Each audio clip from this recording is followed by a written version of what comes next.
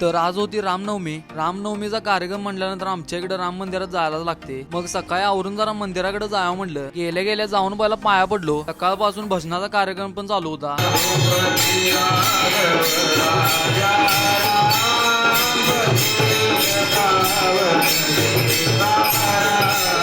भजन झाल्यानंतर जन्मकाळ सोहळा पण पार पडला.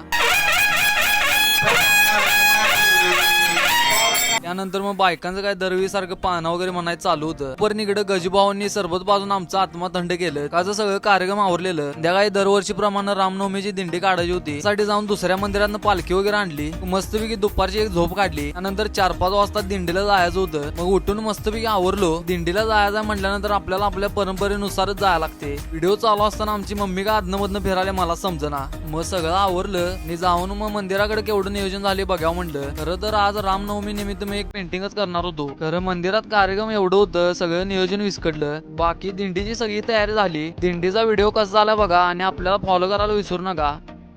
रघुवर तेरी राह निहारे, रघु